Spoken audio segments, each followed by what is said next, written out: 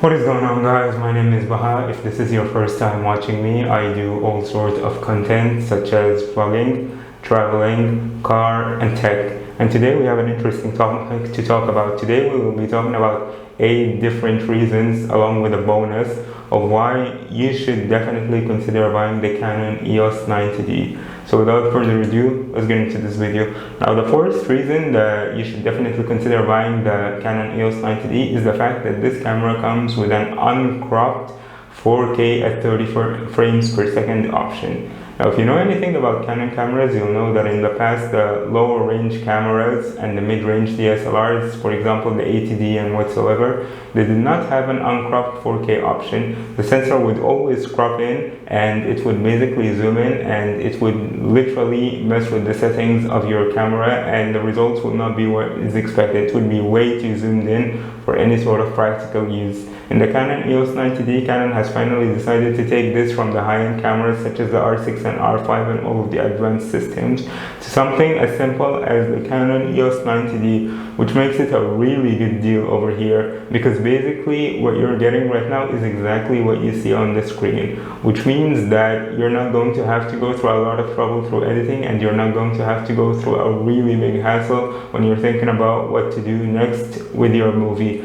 This is the first reason, is that this camera actually has an option to crop if you needed to, but basically it also comes with a 4K no crop option. A really big deal for mid-range DSLRs, especially if you're looking in the market at the 5,000 ringgit range, which is about $1,300 US. The second reason why I recommend this camera is the fact that this camera comes with a 32.5 megapixel high resolution APS-C size sensor. Now, all of the geeky stuff that I've just said basically means one thing, is that this camera comes with a 33 megapixel sensor. If you actually go looking around in other shops, you will figure out that majority of the cameras in this price range, they come with 20, 24 at maximum, maybe even 26 megapixels for a sensor, which means that in terms of photo quality, it might not be incredibly good, but it's still really manageable. But Canon has decided, hey, you know what, if we're going all out, might as well just go all out with a 33 megapixel sensor. This makes pictures more sharper, less soft, and a whole lot better in general when in comparison with a 24 megapixel sensor of a camera that is about half the price or even less than half the price. So this is a really big deal in terms of photography and videography, and personally I've enjoyed using this, and I think that you will enjoy using it too. The third reason why I recommend the Canon EOS 90D is because of the EF/EFS mount. If you know anything about cameras, you'll know that the EF/EFS mount has a really big history in terms of lenses. These lenses have been developed since the 1980s and maybe even 1970s, I'm not sure, but basically what I'm trying to say is that these lenses are being developed before I was even born, and I was born in 1997, if that matters. So what I'm trying to say here is that the EF/EFS lens mount has a really big history, which means that you'll have a lot of options. So for instance, if you're going for wildlife photography, there are 100 to 400 millimeters, 700 to 300 millimeters, 150 to 600 millimeters. Maybe if you're an automotive photographer, 70 to 200 or 50 to 100 millimeter lenses will work for you. Maybe if you're a portrait photographer, then there's a prime 85 millimeter lens or a 50 millimeter lens. Maybe if you're just a B-roll photographer, then there is also the 50 to 100 millimeter f1.8 Sigma. What I'm trying to say here is, whatever you're trying to do, whatever you want to shoot, there will be an option for you, simply because this camera comes with an EF/EFS mount, which makes it a really good deal for the price tag that it has. The fourth reason that I recommend this camera for is basically for the ergonomics on this camera. If you're an old-time user of Canon DSLRs or basically any sort of DSLRs, basically you will expect the buttons to exist at specific places that carry specific functions. What this basically means is that if you want maybe to autofocus, you will expect the button somewhere, you'll click on that. If you expect to shift or maybe modify the sensor or whatever, you'll expect to do that. Maybe if you want to do this, you expect it to be there. Maybe if you want to do that, you expect it to be there. What this basically means that for all-time professional users, this camera will definitely provide for whatever you have expected.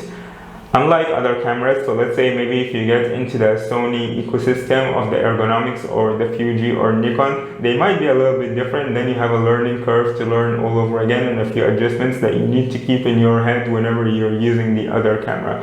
For this Canon EOS 90D, you don't have to go through the learning curve at all because Canon has already done the hard work and they have made it in such a way that actually suits you as the user, not suits them as the company. So basically they were thinking about you, which is why I highly recommend that you buy this camera if ergonomics is such a big factor for you.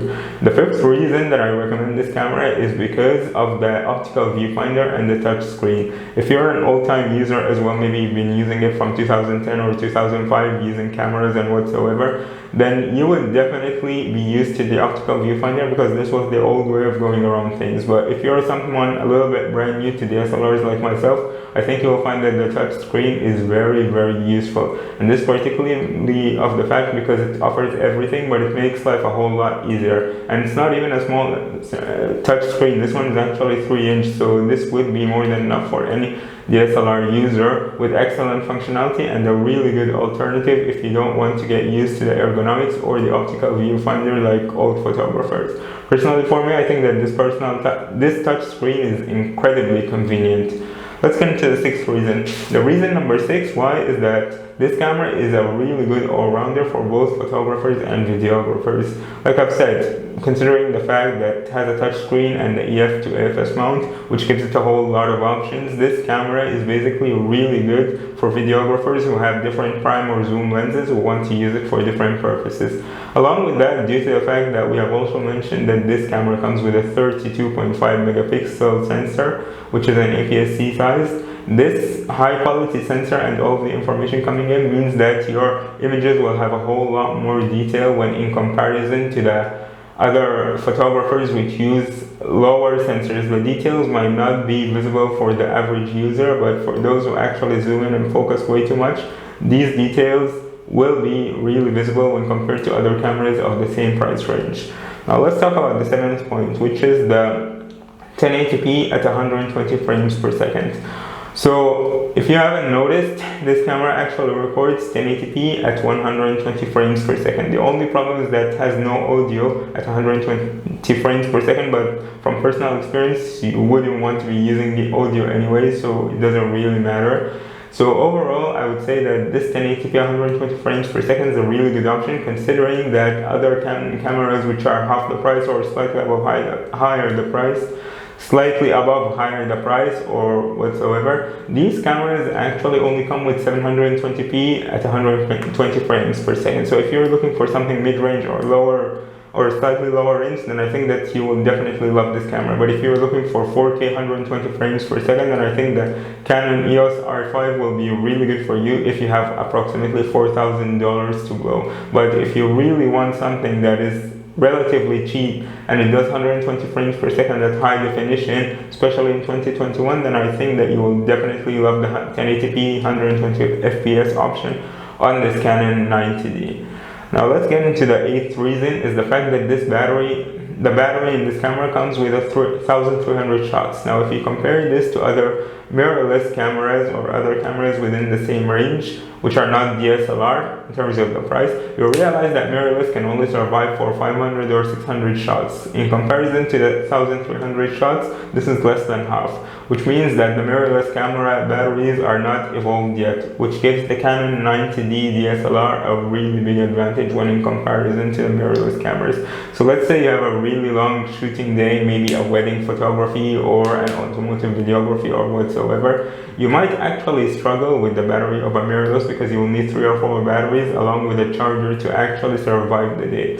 With the Canon EOS 90D, you will not have to be really worried about the weight of the batteries and how many batteries you will have. One battery can survive for about 3/4 of a day. 2 batteries might survive for a full day. 2 batteries with a charger, that's literally more than enough for a whole single day.